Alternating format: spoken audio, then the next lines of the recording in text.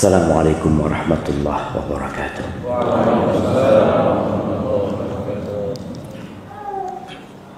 Alhamdulillah alladzi ahyana ba'dama amatana wa ilaihin nusyur. Segala puji bagi Allah Jalla Jalaluhu yang telah menghidupkan kita setelah Dia mematikan kita, dan kelak kita akan kembali kepada Allah Azza wa Jalla. Alhamdulillah alladzi radda ilaina arwahana wa afana fi ajsadina wa adhina lana bidzikri. Segala puji bagi Allah Jalla Jalaluhu yang telah mengembalikan kepada kita arwah kita, mensehatkan badan kita, dan memperkenankan kita untuk mengingat Allah Jalla Jalaluhu. Walaula fadlullahi alaikum wa rahmatuhu ma zaka minkum min ahadin abada walakinna Allah yuzakki man yasha. Kata Allah Azza wa Jalla, kalau bukan karena rahmat Allah atau karunia Allah dan rahmatnya kepada kalian, maka tidak ada satu pun nggak akan ada di antara kalian yang mendapatkan petunjuk, yang mengerti jalan kebenaran, yang sholat. Nggak ada, selama-lamanya nggak akan ada. Akan tetapi Allah mensucikan siapa yang Dia kehendaki, dan semoga Allah Azza wa Jalla membimbing kita untuk terus berada di jalannya sampai ajal menjemput kita. Allahumma salli wa sallim ala abdika wa rasulika sayyidina wa maulana wa habibina wa syafi'ina Muhammad wa ala alihi wa ashabihi ajma'in. Ya Allah, semoga salawat dan salam senantiasa Engkau curahkan untuk hamba kekasih-Mu, untuk baginda Nabi kita Muhammad alaihi salatu wassalam, untuk keluarga beliau, untuk istri-istri beliau, untuk putra-putri beliau, dan untuk seluruh sahabat Nabi. Semoga Allah meridai kita bersama mereka. Di antara doa yang sering dibaca Nabi alaihi salatu wassalam selesai salat subuh, beliau membaca doa, Allahumma inni as'aluka ilman nafi'an wa rizqan thayyiban wa amalan mutaqabbala. Nah, apa artinya?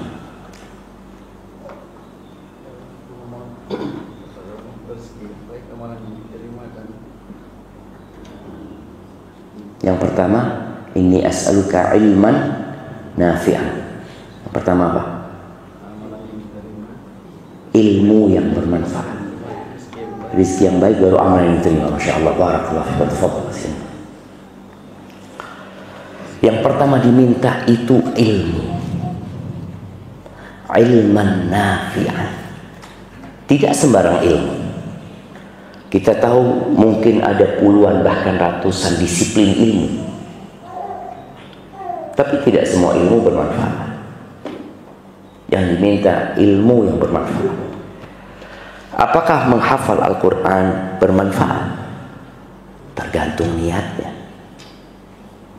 Boleh jadi menghafal Al-Quran, belajar ilmu agama nggak manfaat tatkala niatnya salah. Dan kita tahu korek api neraka adalah siapa? Ustaz, imam, qari'ul Quran. Itu jadi koreknya neraka. Ketika Nabi alaihissalatu menyebutkan awwalu man tusa'ar bihin nar, dalam hadis riwayat Imam Muslim dan Tirmidzi, awwalu man tusa'ar bihin nar yaumil qiyamah thalath. Yang pertama menjadi korek api neraka pada hari kiamat nanti bukan malingnya, bukan pemerkosa, bukan koruptor yang mungkin kita akan benci sama mereka, tapi ternyata yang menjadi korek api neraka yang pertama alimun wa qari'ul Quran, orang yang alim dan pandai membaca Al-Quran. Apa penyebabnya orang alim hafal Quran jadi qari api neraka? Ketika Allah menyidang dia dan ditanya tentang nikmat-nikmat yang Allah berikan kepada dia, lalu ditanya apa yang kau gunakan atau kau gunakan untuk apa nikmat-nikmat itu, dia mengatakan ta'allamtu fika wa 'allamtun nas wa qara'tu fika al-Quran. Aku belajar agama untuk mencari keridhaanmu dan aku ajarkan kepada manusia lillahi ta'ala, dan aku menghafal Al-Quran dan membacanya untuk mendapatkan rahmatmu. Kata Allah, kadzabta, bohong, dusta. Innama ta'allamta liyuqala alim wa qara'ta liyuqala qari. Engkau belajar selama ini hanya untuk mendapatkan gelar ustaz, orang yang berilmu, buya atau apa, kiai, dan untuk mendapatkan gelar qari, orang yang suaranya bagus, yang menghafal Al-Quran. Kata Allah, waqad qil, dan udah selesai. Engkau ketika hidup di dunia manusia menyanjung-nyanjungmu, sudah. Thumma umira bihi fasuhiba ala wajhi thumma turiha finnar. Kemudian orang yang diperintahkan malaikat untuk menyeret wajahnya dan dilemparkan ke dalam api neraka. Na'udzubillah. Yang kedua, orang yang mati syahid, mati di medan perang, jadi koreknya api neraka. Gara-gara apa? Salah niatnya. Yang ketiga, orang kaya yang dermawan, bangun masjid, dia bangun sekolahan, anak yatim dia tanggung, janda-janda dia bangunkan rumah. Bahkan ketika ditanya orang kaya yang dermawan ini, dia mengatakan, ma min sabilin tuhibbu an yunfaqa fihi illa anfaqtu fihi lak. Ya Allah, tidak ada satupun jalan kebaikan yang engkau suka, harta yang kau berikan kepadaku diinfakkan ke sana, melainkan aku sudah berinfak di sana laka. Artinya lillahi ta'ala, untukmu ya Allah. Mungkin kita kalau dengar orang kayak gini, kita masya Allah, barakallahu fiik, ahsanta wa rafa'allahu qadrak, jazakallahu khairan. Kita nggak tahu dengan isi hati, tapi Allah tahu dengan yang terbetik di hati. Allah katakan kadzabta, bohong, dusta. Innama anfaqta liyuqala jawad. Engkau selama hidupmu berinfak hanya untuk mendapatkan gelar al-jawad, orang yang dermawan, orang yang baik hati. Waqad qil, dan udah disebutkan, udah selesai, kau cari itu. Kemudian orang itu dilemparkan dalam api neraka. Na'udzubillah minan nar. Maka ingat, belajar ilmu yang bermanfaat adalah ilmu yang niatnya benar dan mengantarkan kepada Allah Azza wa Jalla. Jamaah rahimakumullah, hari ini, pagi ini kita hendak berbicara tentang rahmat Allah Azza wa Jalla yang Nabi kita Muhammad alaihissalatu wassalam pernah mengatakan, la yadkhulu ahadukumul jannata bi'amalihi. Tidak ada satupun di antara kalian yang akan masuk surga dengan amalannya.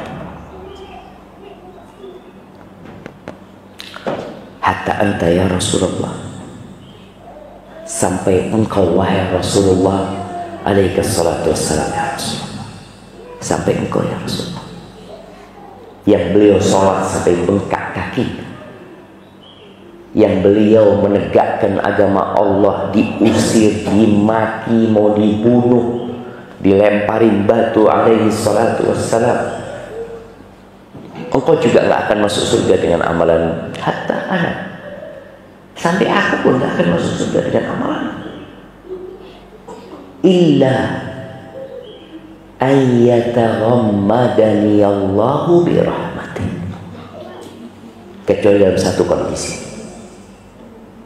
tatkala Allah membalutku, membungkusku dengan rahmatnya, baru bisa surga. Maka jangan ada yang GR, yang ujung sama amalannya, nggak akan jamaah. Iya, Amalan sebagai sebab penetapan derajat di sana di surga dengan amalan betul. Walikullin darajatun mimma amil. Semua akan mendapatkan derajat nanti berdasarkan amalannya. Tapi masuk surga dengan rahmat Allah Azza wa Jalla. Amal hanya sebab. Ahibati fillah, sering kita dengar ucapan almarhum. Oh, siapa? Fulan. Oh, sudah almarhum. Apa artinya almarhum ini? Artinya fulan yang dirahmati Allah. Apakah ucapan ini boleh atau tidak boleh? Para ulama membagi menjadi dua ucapan almarhum. Kalau almarhum itu kita memberitakan bahwa dia dirahmati Allah, maka nggak boleh. Dari mana antum tahu dia dirahmati Allah? Dari mana? Boleh jadi dia sedang disiksa di kuburnya sekarang, antum katakan almarhum. Hati-hati ketika kita ngomong. Tapi kalau maksudnya doa, semoga dirahmati Allah, mudah-mudahan dirahmati Allah. Jadi maksudnya itu nggak apa-apa. Makanya kalau kita lihat bahasanya para ulama terdahulu, mereka mengatakan apa? Rahimahullah. Fulan rahimahullah, tidak almarhum, tapi rahimahullah, semoga dirahmati Allah. Karena rahimahullah ini memang doa, semoga dia dirahmati Allah, yarhamuhullah. Dan itu doa kita buat jenazah ketika mati. Ketika kita mengatakan Allah maghfir lahu warhamhu, ya Allah ampuni dia dan rahmati dia. Dan ternyata almarhum ini sepertinya, Anda nggak tahu, mungkin sekarang sudah menjadi kata-kata Indonesia yang artinya mati. Bukan doa, bukan informasi yang dirahmati, enggak. Kucingmu mana? Oh, sudah almarhum. Iya. Tetanggamu yang non muslim oh sudah almarhum. Dia tidak mendoakan dan tidak menginformasikan dia dirahmati Allah, tapi mau ngasih tahu sudah mati supaya kata-katanya lebih sopan gitu namanya. Tapi sebenarnya enggak, kata-kata itu tetap ingat almarhum itu artinya yang dirahmati, atau kita menginformasikan semoga Allah merahmati dia. Ahibati fillah, Allah Azza wa Jalla di antara namanya adalah Ar-Rahman Ar-Rahim. Dan Allah memulai Al-Quran dengan Bismillahirrahmanirrahim, yang dengannya Allah mengumumkan kepada seluruh makhluknya bahwa kitab ini diturunkan dengan rahmat, isinya semua rahmatnya. Dan Nabi kita Muhammad SAW diutus, wa ma arsalnaka illa rahmatan lil alamin. Tidaklah kami mengutusmu kecuali rahmat untuk alam semesta ini. Maka isinya semua rahmat. Sampai musibah-musibah yang menimpa manusia itu salah satu tanda rahmat Allah. Kok bisa? Orang sakit di situ ada rahmat Allah? Iya. Orang di PHK di situ ada rahmat Allah? Nah, Allah tuh ingin orang ini balik kepada Allah Azza wa Jalla. Bahkan Nabi alaihi salatu wasallam mengatakan, idza ahabballahu 'abdan ibtala. Kalau Allah mencintai hambanya, bukan dikasih harta, tapi dikasih bala sama Allah Azza wa Jalla. Rahmat Allah itu meliputi segala sesuatu ya. Allah mengatakan di surat Al-A'raf, wa rahmati wasi'at kulla syai'. Allah mengatakan, qala adabi usibu bihi man asya. Azabku aku timpakan kepada siapa yang aku kehendaki. Wa rahmati wasi'at kulli syai'. Adapun rahmatku maka dia meliputi segala sesuatu. Sampai tadi orang sakit pun itu tanda rahmat Allah Azza wa Jalla. Ketika Nabi SAW membesuk seorang sahabat yang namanya sahabat perempuan, sedang sakit dia, namanya Ummu Sa'id. Beliau mengatakan, "Malaki ya Ummu Sa'id tuzazzifi, kenapa engkau menggigil?" Kata Ummu Sa'id, "Al-humma ya Rasulullah, la barakallahu fi." Demam ya Rasulullah, panas. Semoga Allah tidak memberkati itu panas. Kata Nabi SAW, "La tasubbil humma." Engkau jangan cela demam ini, karena dia datang untuk membersihkan seseorang dari dosa-dosa. Nabi Ayyub alaihissalam, maka kita itu harus kenal dengan rahmat Allah, supaya tidak ada lagi prasangka-prasangka buruk kepada Allah Azza wa Jalla. Allah mengatakan dalam sebuah hadis qudsi, "Ana inda dhanni 'abdi bi." Aku terserah prasangka hambaku kepadaku. Yang berprasangka buruk, Allah kasih keburukan. Tapi kalau dia berprasangka baik, Allah kasih kebaikan. Nabi Ayyub alaihissalam, beliau dikasih bala yang gak kebayang antum semua. Dan kita tahu orang tua tuh kalau ditinggal anak itu sering disebut belahan jiwa. Jiwanya itu 1 mati, 2 mati, 3, 4 mati semua anak-anak.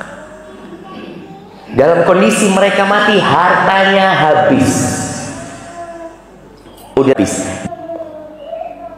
Engkau nggak doa minta sama Allah, doa lah tentunya.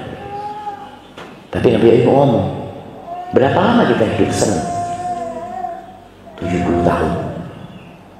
Terus sekarang sakit ini, susah ini, ya baru 18 tahun. Dia mengatakan 7-18 tahun dalam beberapa riwayat. Nabi Ayyub, nanti aku mau minta kalau sudah 70 tahun. Tapi akhirnya Nabi Ayyub berdoa, karena ada omongan-omongan yang tidak baik dengan dakwah beliau. Masyarakat mengatakan Ayyub itu dapat penyakit itu karena dosa-dosa. Oh, ini bahaya. Prasangka ini berbahaya dengan dakwah beliau. Akhirnya orang nggak akan ngikutin dakwah beliau. Akhirnya Nabi Ayyub berdoa. Siapa yang ingat doanya Nabi Ayyub? Nah, ini masanya dulu antar murid. subhanallah. Nah, fadhil kasih untuk dia. Siapa yang tahu artinya? Nah, fadhil. Ya Allah, aku terkena penyakit dan aku termasuk orang-orang yang zalim. Masya Allah, aku termasuk orang-orang zalim. Gak apa-apa, tapi bukan termasuk orang-orang zalim. Itu doanya Nabi Yunus yang mengatakan, "Nah, la ilaha illa anta subhanaka inni kuntu minadh dhalimin."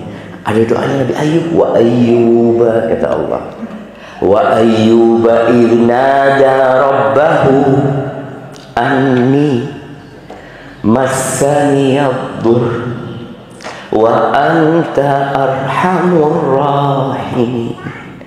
Dan Ayub ketika menyeru Tuhan yang mengatakan, "Aku disentuh ya Allah, massani ad-dur," disentuh dengan sesuatu yang membahayakan, dengan penyakit. Wa anta arhamur rahimin, dan engkau adalah yang maha pengasih di antara semua yang mengasih. Allah fastajabna lahu. Di sini manusia kadang-kala lupa dengan rahmat Allah yang luas, sehingga muncul di hatinya prasangka-prasangka yang tidak baik. Padahal Allah itu Arhamur Rahimin, dan kita disuruh memanggil Allah itu dengan namanya. Panggil, ya Arhamar Rahimin, irhamna ya Allah, kasih kami ya Allah, kami banyak dosanya. Ketika Abu Bakar Siddiq minta doa sama Nabi alaihissalatu wassalam, Nabi mengatakan, Abu Bakar mengatakan, ya Rasulullah, alimni du'aan aqra'uhu fi salati. Wahai Rasulullah, ajarkan kepada aku doa yang aku baca ketika aku salat. Itu Abu Bakar, diajarin doa sama Nabi SAW. Qul ya Abu Bakar, Allahumma inni zalamtu nafsi zulman katsira wa la yaghfiru dzunuba illa anta faghfir li maghfiratan min 'indika warhamni innaka antal ghafurur rahim. Ya Allah, aku banyak menzalimi diriku sendiri, ya Allah. Jadi sekelas Abu Bakar berburuk sangka kepada dirinya dan berbaik sangka kepada penciptanya. Sebagian kita baru sholat di shaf pertama, baru berapa banyak ibadah yang dia lakukan, sudah kadang-kala merasa nggak ada dosanya, sudah siap untuk mati.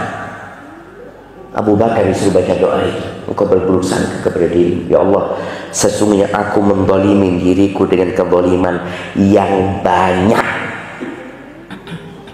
zulman katsira. Maka jangan ada yang sok suci, jangan yang merasa sudah baik. Orang bertakwa itu merasa belum bertakwa. Orang yang berbakti sama orang tuanya adalah orang yang merasa belum berbakti. Maka dia akan terus berusaha memperbaiki diri. Maka Allah katakan tentang orang-orang yang beriman, ya, orang-orang yang berlomba dalam kebaikan. Walladzina yu'tuna ma atau wa qulubuhum wajilatun annahum ila rabbihim raji'un.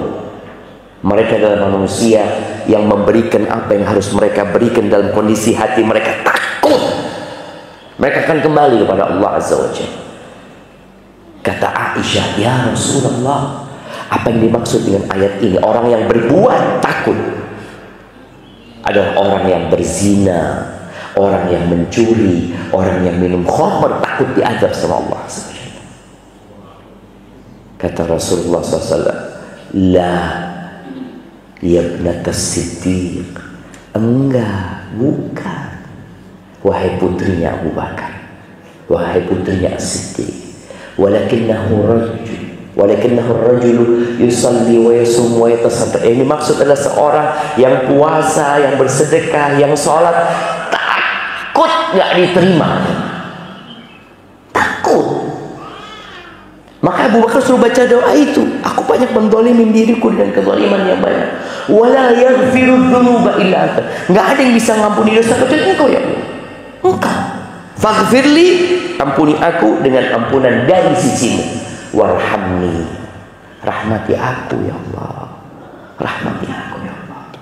Innaka antal ghafurur rahim, engkau maha pengampun dan maha pengasih. Ahibati fillah, ya, rahmat Allah itu meliputi segala sesuatu. Sampai kita lihat binatang-binatang pun mendapatkan rahmat Allah Azza wa Jalla. Orang-orang kafir pun di dunia merasakan, mereka masih saling mengasihi di antara mereka.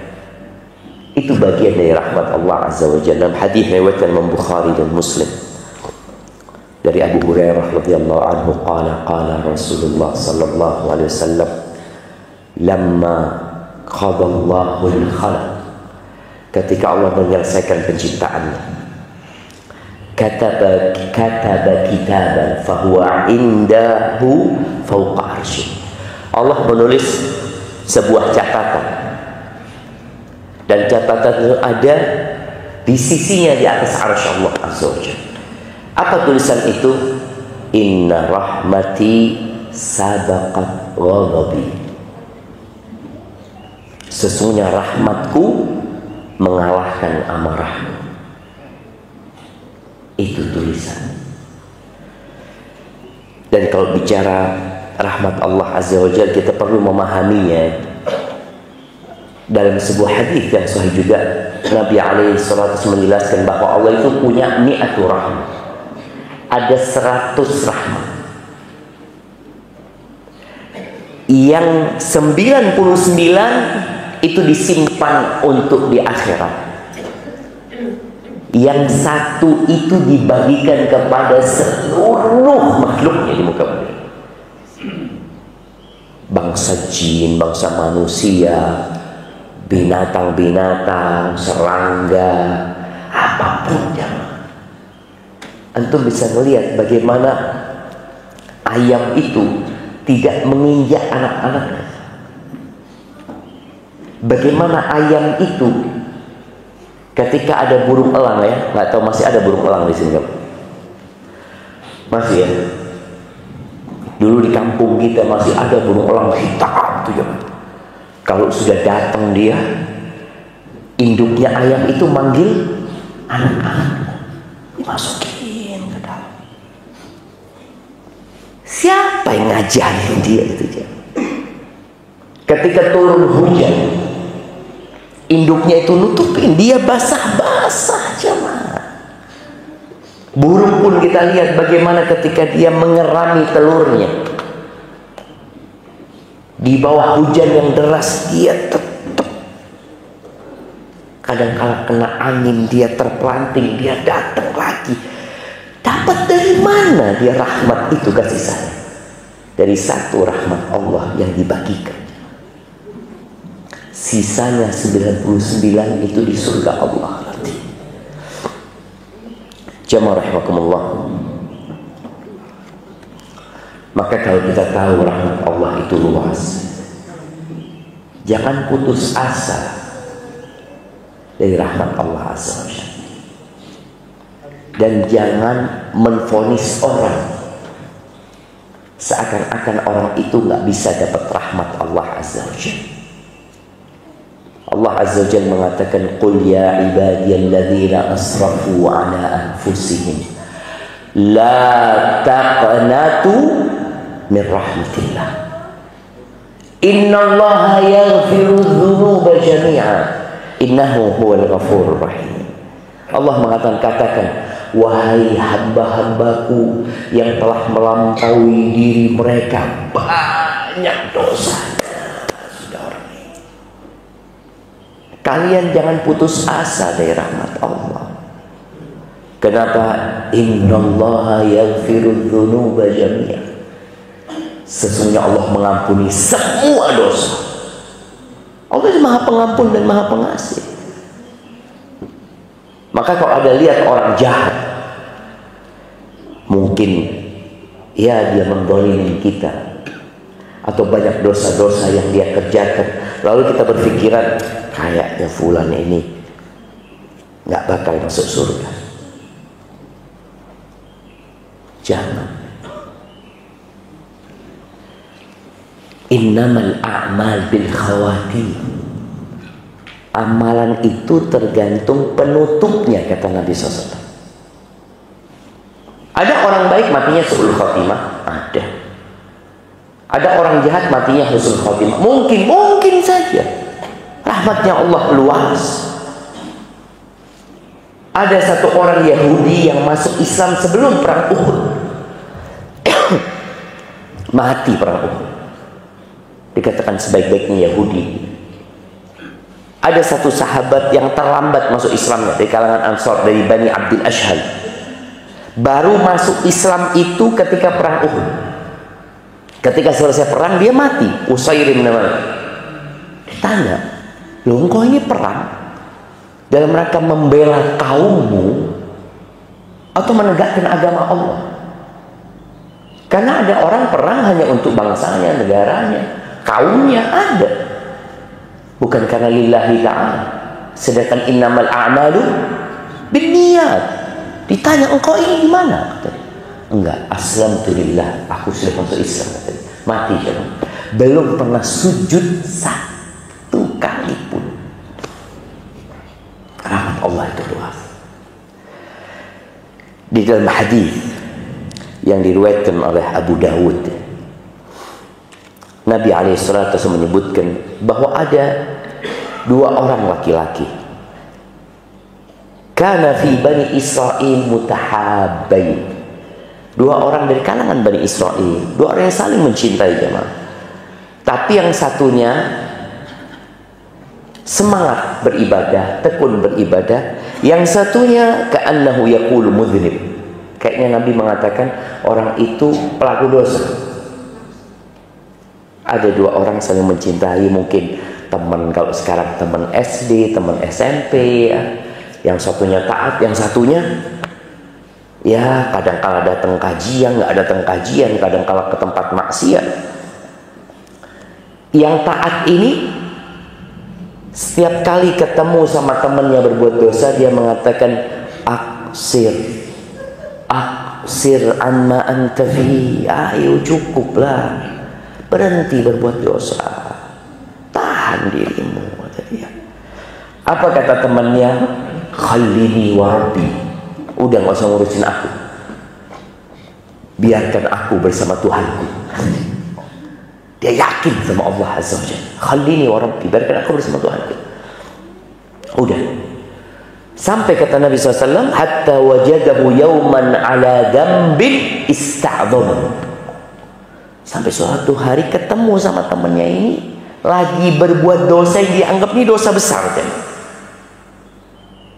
Maka temannya sebagai sahib aksir, berhenti kau berbuat dosa, tahan dirimu. Biasanya orang itu memang nggak suka dengan orang yang memberi nasihat. Kita nggak suka. Ini orang sama, dia nggak suka. Dia mengatakan khallini wa rabbi, biarkan aku sama Tuhanku. Abu Isa alaina raqiban, apakah engkau diutus untuk menjadi pengawas? Ini bikin sakit hati aja. Maka kudu sabar kita ketemu sama sahabat-sahabat. Udah nggak usah ngurusin anak tuh. Ada orang-orang kayak gitu. Lalu temennya sakit hati ya, gara-gara ucapan pelaku dosa ini. Dia bersumpah mengatakan, wallahi la yaghfirullahu laka abadan wa la yudkhiluka Allahul jannah abadan. Demi Allah, Allah tidak akan mengampuni dosa-dosamu selama-lamanya dan tidak akan memasukkanmu ke surga selama-lamanya. Bayangin. Kadang-kala ada orang tadi merasa baik, melihat orang lain banyak dosanya, dia memikirnya orang penghuni neraka. Qala fa ba'athallahu ilaihi malakan. Allah kirim malaikat mencabut nyawa keduanya, kemudian keduanya disidang. Faqala lil mudhnib, Allah katakan kepada pelaku dosa ini, lihat ini. Allah katakan kepada pelaku dosa ini, udkhulil jannata birahmati, masuklah surga dengan rahmatku. Tadi di awal kita sudah bicarakan, orang masuk surga bukan dengan amalannya tapi dengan rahmat Allah SWT. Amalan hanya sebab. Maka Allah mengatakan kepada pelaku dosa ini, udkhulil jannata birahmati. Lalu berkata kepada yang taat, yang rajin ibadah ini, Allah mengatakan, atastati'u an tahdhura ala 'abdi rahmati, bisakah engkau menghalangi rahmatku dari hambaku? Bisa enggak? Bisa engkau? Allah mengatakan kepada orang ini, la ya Rabb, enggak bisa. Siapa dia? Qala dhhabu bihi ila an-nar. Kata Allah, bawa dia ke neraka. Abu Hurairah mengatakan, walladzi nafsi biyadihi la takallama bi kalimatin awbaqat dunyahu wa akhiratuh. Tuh orang salah ngomong, dunia akhiratnya hilang. Maka tadi berusaha kita untuk senantiasa berbaik sangka sama Allah, berbaik sangka sama orang lain, berburuk sangka kepada siapa? Kepada diri kita sendiri. Iya, kita kasih nasihat sama orang, tapi kudu sabar sama jamaah. Wa tawassaw bil haqq wa tawassaw bis sabr. Dan yang terakhir, bagaimana cara kita mendapatkan rahmat Allah Azza wa Jalla? Allah mengatakan di surat Al-A'raf ayat 56, inna rahmatallahi qaribun minal muhsinin. Sesungguhnya rahmat Allah itu dekat dari orang-orang muhsin. Muhsin itu yang artinya berlaku ihsan. Ihsan itu tingkatan agama yang tertinggi. Ada 3 tingkatan beragama. Siapa yang mau nyebutin? Tiga tingkatan dalam beragama. Islam, iman, ihsan. Tabarakallah, terima kasih. Nah, Islam ya zahir, iman naik lagi, dia sudah semakin kuat batinnya. Ihsan, an ta'budallaha ka'annaka tarah, fa in lam takun tarahu fa innahu yarah. Engkau beribadah kepada Allah seakan-akan kau melihat Allah Azza wa Jalla. Melihat Allah dengan asma'nya, sifatnya, dengan keagungannya, dengan tanda-tanda kebesarannya. Ketika engkau nggak bisa, nggak nyampe tingkatan itu, ya sudah, ada yang di bawahnya. Fa in lam takun tarahu fa innahu yarah. Beribadah kepada Allah, merasa senantiasa diawasi Allah Azza wa Jalla. Itu ihsan. Jadi rahmat Allah dekat kepada orang-orang al-muhsinin. Baik, ihsan yang ada 2 macam ihsan. Dari ihsan dalam beribadah kepada Allah, ada ihsan kepada hamba-hamba Allah Azza wa Jalla. Nabi alaihi salatu wasallam mengatakan, innallaha katabal ihsan ala kulli syai'. Sesungguhnya Allah menetapkan agar kita berbuat ihsan. Ihsan itu artinya berbuat baik dan menyempurnakan kebaikan kita atas segala sesuatu. Idza qataltum fa ahsinul qitla. Kalau kalian membunuh, bunuhlah dengan cara yang baik. Apa binatang yang dibunuh? Tikus umpama. Kita diperintahkan untuk membunuh tikus. Jangan disiksa tikus itu. Ada orang yang dipegang tikus, kemudian dikasih lem pantatnya sama dia, dilepas terus, mati. Boleh. Dibakar, nggak boleh. Bunuhlah dengan cara yang tercepat.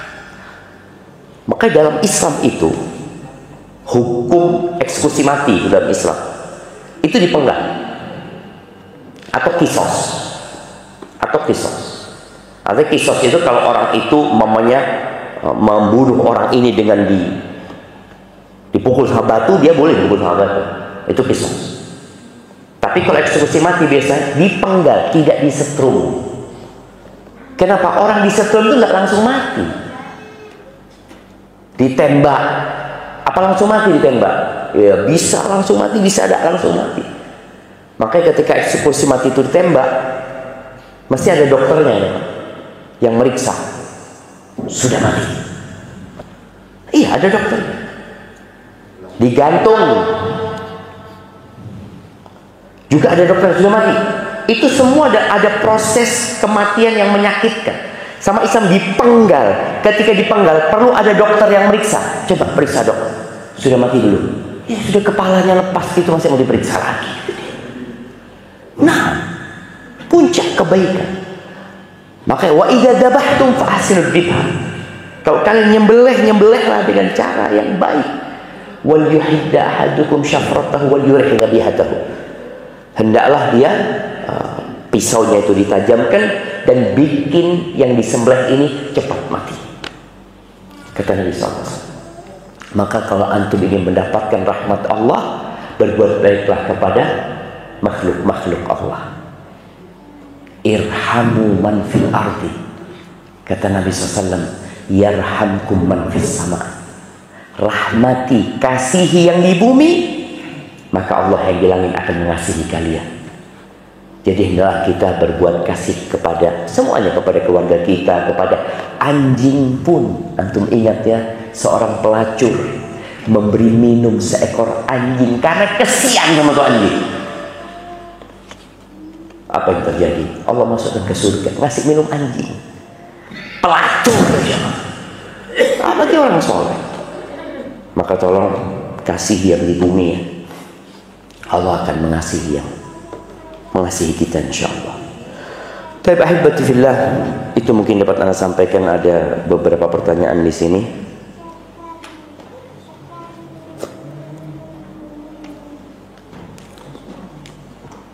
Afwan Ustaz,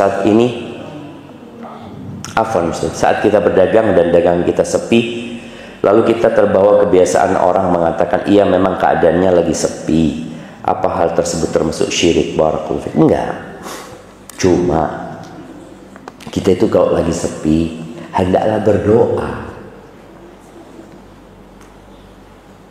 Karena kadangkala kita merasa sepi dan ramai ini ya karena pasar. Tidak, karena Allah. Yang membuat pasar itu ramai Allah, yang membuat pasar sepi itu Allah. Ekonomi negeri kita sedang tidak baik-baik saja. Betul, sedang nggak baik-baik saja. Yang membuat seperti itu siapa? Ya Allah Azza wa Jalla. Penyebabnya siapa? Kita. Allah Azza wa Jalla mengatakan, ma asabaka min hasanatin faminallah. Kebaikan yang menimpamu itu dari Allah. Apapun kebaikan itu dari Allah. Wa ma asabaka min sayyi'atin famin nafsik. Tapi keburukan yang menimpamu itu disebabkan dirimu. Maka tadi ketika kita lihat pasar yang sepi, ya mungkin kita banyak dosanya. Kita harus memohon ampun kepada Allah Azza wa Jalla. Walau anna ahlal qura amanu wattaqaw lafatahna alaihim barakatun minas samaa'i wal ardh. Andai kata penduduk negeri-negeri itu beriman dan bertakwa, kami akan bukakan barakat, pintu-pintu berkah dari langit dan bumi.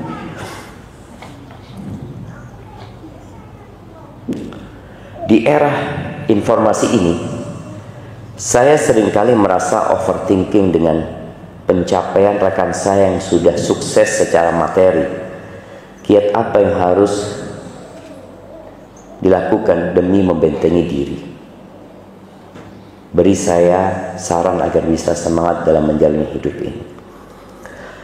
Ahibati fillah, rizki yang sudah Allah tetapkan itu seharusnya membuat kita tenang hidup.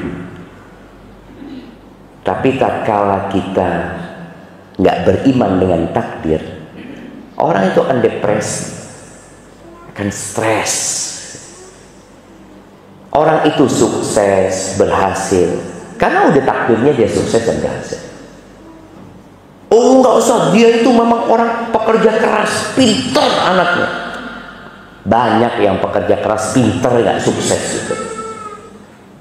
Enggak, karena Allah kasih rezeki.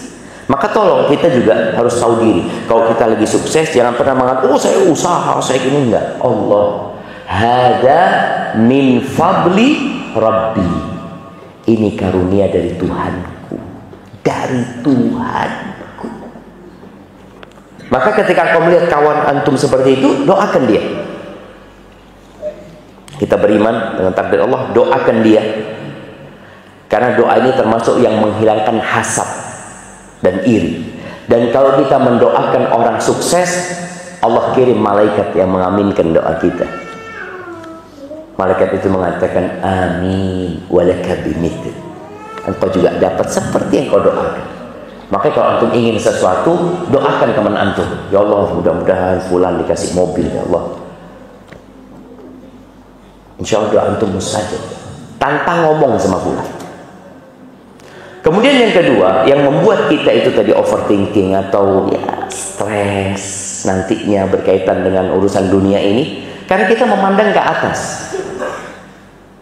tidak memandang ke bawah. Nabi alaihissalatu wassalam mengatakan, unzuru ila man huwa asfala minkum. Lihatlah kepada yang di bawah kalian.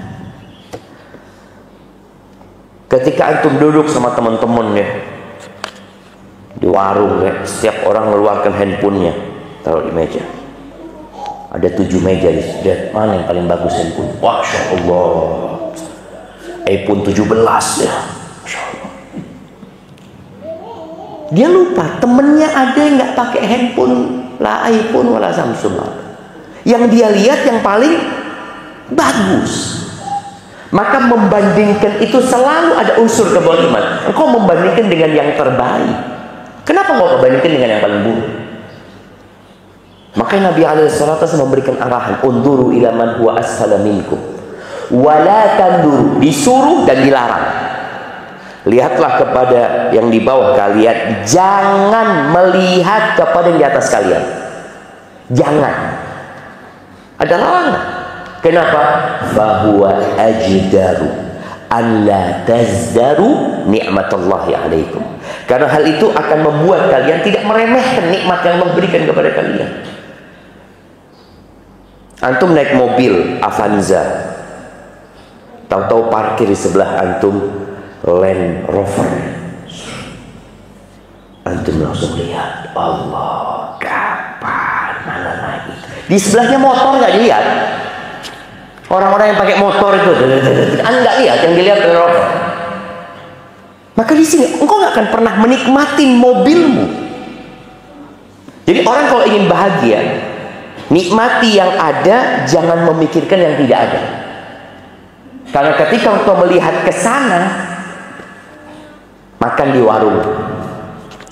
Anak ingat dulu kita mahasiswa kalau masuk rumah makan Padang, kita itu belinya ya satu porsi. Beli apa? Ayam, ikan, sudah makan itu. Tahu-tahu di sebelah kita yang satu meja itu ya mah. Allah, orang kaya ini. Kita nggak tahu kalau yang dibayar yang dimakan. Pikir kita, waduh, dimakan semua sekali. Kita kalau lihat kayak gitu nggak akan bersyukur. Tapi ada orang-orang yang makan nasi bungkus, nasi kucing apa disebutnya, ya. Ada yang nggak makan. Maka saran ana buat antum, dekatlah dengan orang-orang miskin. Itu saran Nabi SAW kepada Abu Dzar. Wa usani bihubbil masakin wad dunu minhum. Beliau nyuruh aku untuk cinta kepada orang-orang miskin dan dekat sama mereka. Kalau antum dekat sama orang-orang kaya, enggak usah, anda dekat sama mereka supaya termotivasi. Bukan termotivasi antum, sakit hati ya. Nah, sudah motivasi antum adalah bagaimana hidup di dunia bermanfaat buat orang lain. Rizki sudah ditetapkan. Aku akan kerja keras. Nah, tapi rizkiku ya kalau sudah ditetapkan itu yang akan datang kepadaku. Jadi kita nggak ada lagi hasud, iri, dengki. Insya Allah nggak ada. Jemaah. Pak Ustadz, apabila mental lagi down karena pekerjaan, apa yang harus dilakukan? Ziarah kubur. Nah, Nabi SAW dulu melarang ziarah kubur. Kalau beliau mengatakan, kuntu nahaitukum an ziyaratil qubur ala fazuruha fa innaha tudzakkirul akhirah. Ziarah kubur itu mengingatkan kepada akhirat. Jadi ketika kita datang ke kuburan, urusan pekerjaan, urusan ini semua itu aku akan tinggalkan semua. Antum datang ke kuburan orang paling kaya aja, man. Antum lihat, mati ternyata orang kaya ini, mati. Ditinggal rumahnya, ditinggal usahanya semua. Jadi ketika antum lagi down, berangkat ke kuburan, mengingat kematian. Kemudian tadi datang ke orang-orang miskin dan berbaik sangka sama Allah SWT. Karena Allah kalau cinta sama hambanya dikasih ujian, gitu. Dikasih ujian sama Allah. Apa hukumnya seorang pejabat negara menggunakan ijazah palsu?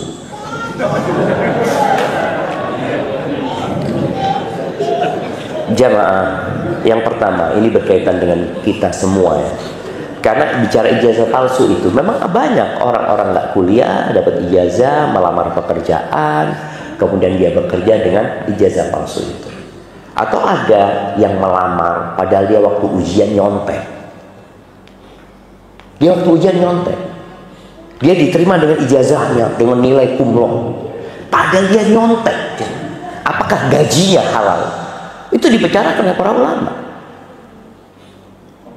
Jadi ketika seorang melamar kerja dengan ijazah palsu diterima, atau melamar kerja dengan apa? Dengan nyontek. Subhanallah, Syekh Al-Amin Asy-Syanqiti rahimahullahu taala, beliau ketika ngajar di kelas, ngajar mahasiswa semester akhir, beliau membahas tentang syahadatuz zur. Syahadatuz zur. Syahadatuz zur ini artinya kesaksian palsu. Syahadah itu artinya ijazah, sekarang disebut ijazah syahadah. Tanya ada mahasiswa, apa artinya syahadatuz zuhur? Ini pelajaran di semester awal 2, 3 udah lewat ya, Mas. Ini semester 8 nggak ngerti. Ini tanya, Syekh, apa syahadatuz zuhur? Kata Syekh, syahadatuz zuhur ijazah yang kau akan dapatkan nanti kalau lulus. Gimana katanya? Dapat ijazah, lulus, padahal nyontek, padahal nggak tahu dengan apa yang dipelajari. Para ulama membahas, kalau ternyata dia kerja di tempat itu dan dia orang yang berkompeten dalam pekerjaannya, nggak apa-apa. Tapi kalau ternyata dia nggak berkompeten, keluar. Antum nggak berkompeten untuk kerjakan itu, akan merugikan perusahaan, merugikan negara, apa seperti itu. Tapi tadi kalau pakai ijazah palsu, negara yang akan menghukumnya. Nanti tapi tadi jamaah, ketika kita tidak berkompeten ya dengan ijazah palsu atau dengan contekan tadi, maka hendaklah. Jadi ijazah palsu itu sebenarnya bukan ijazah palsu kalau kita lihat ya. Ijazah palsu itu nggak bisa dideteksi karena dia nggak ada catatannya. Anda ngajar di kampus. Jadi setiap ijazah itu ada nomornya, ada nomornya. Nomor itu bisa dicek. Jadi benar ada nomor itu, tapi dia sekolahnya nggak benar, nyontek dia. Jadi ijazahnya jadi palsu gitu loh jamaah sebenarnya. Kau nggak layak lulus sebenarnya. Maka hati-hati dengan seperti itu. Apa hukumnya mandi wajib junub jika tidak ada air? Ya nggak mandi. Kalau nggak ada air, tayammum. Kalau nggak ada air, tayammum sahih jemaah. Jadi kalau nggak ada air, tayammum. Pernah dulu sahabat Nabi Bilal bin Rabah atau Ammar bin Yasir ya, lupa antara dua sahabat ini, dia junub jemaah saat nggak ada air, saat di musim dingin. Akhirnya nih sahabat muter-muter di pasir jemaah, seperti ayam untuk tahu ya, kadang kala atau kucing gitu, seperti itu. Lalu Nabi SAW mengajarkan tayamum. Enggak, cukup buat tayamum saja gitu. Jadi kalau nggak ada air atau nggak bisa menyentuh air karena sakit ya atau apa, maka cukup dengan tayamum. Jemaah itu yang dapat Anda sampaikan karena Anda harus menuju ke bandara. Jazakumullah khair. Terima kasih banyak kepada DKM Masjid Nurul Husna. Nurul Husna. DKM apa PKM? PKM. Apa PKM itu? Pengurus. Pengurus. Kalau di Jawa itu DKM ya. Dewan Kemakmuran Masjid. Ini PKM, pengurus kesejahteraan. Oke. Sejahtera belum tentu makmur. Makmur belum tentu. Allah ibarik fikum. Kurang lebihnya mohon maaf. Subhanakallahumma bihamdika asyhadu an la ilaha illa anta astaghfiruka wa atubu ilaik. Wassalamualaikum warahmatullahi wabarakatuh.